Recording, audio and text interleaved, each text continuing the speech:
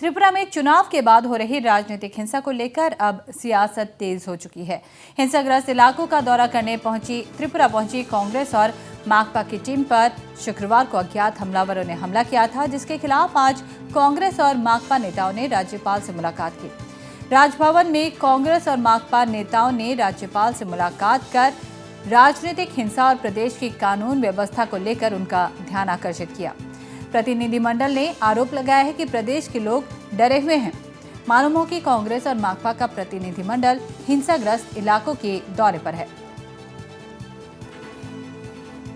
जिस प्रदेश में अगर एमपी के डेलीगेशन पर हमला होती है तो उस प्रदेश में आम जनता का क्या होगा? देखिए, भारत में के इतिहास में मैं तो नहीं देखा हूं कि पता नहीं बाकी जगह तो हम काफ़ी कोशिश कर रहे थे कि किसी एमपी डेलीगेशन पर इस तरह का कभी हमला इस देश में कभी हुआ है, हमने नहीं देखा है। और ये डेलीगेशन गई थी, हमको त्रिपुरा के जनता लेफ्ट के समर्थक हो, कांग्रेस के हो, बीजेपी को, हमने कभी ये नहीं देखा कि किसके समर्थक हैं। हम आए थे यहाँ पर पता लगाने के लिए कि किसी के साथ भी अगर अन्याय हुआ है, किसी को चोट लगा है, किसी का घर जला है, किसी का जो है दुकान जला दिया, लड़कियों को जो है थप्पड़ वप्पड़ मारा है, क्योंकि बहुत सारे लोग को महिला के ऊपर पत्थर वत्थर सब चलाते हुए जो 2 तारीख से लेके होली के जिस दिन मानिक शाह जी ने शपथ लिया तो उस दिन भी तो ये डेलीगेशन हर जगह हम लोग गए थे। 33% वोट बीजेपी को इस चुनाव में मिला है। 67% की जनता जो है बीजेपी को चाहती नहीं है। I had written a letter to Chief Secretary. I hereby inform you that a delegation of MPs willing to visit the state of Tripura on 10th and 11th of March 2023. We will be visiting some of the places where rampant attacks have been happening in the state, followed by the assembly election results.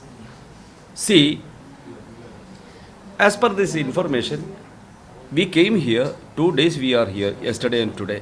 So far, no government authorities has approached us or contacted us.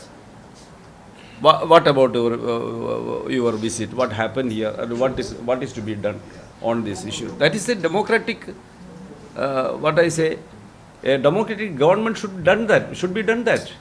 And yesterday's incident, everybody knows. Police escort was there. They will report naturally. Why the government authorities are not contacting the parliament members? What happened to you? Irresponsibility. Insulting the parliament. We are for the members of the parliament from different parties. Insulting the parliament members, insulting the democracy, insulting all sort of. That is what. We want to ask the government of the BJP, is this the policy of the BJP? Is this the BJP's concept of a welfare India? And we ask Mr. Modi, is this the government which claim Sabka Saath? We could see the government of Tripura and the government of Center, they are not with the common man here. कानून की तरफ से कोई भी action नहीं लिया गया है, एफआईआर नहीं की गई है, उनको प्रोटेक्शन देने की बात नहीं की गई है।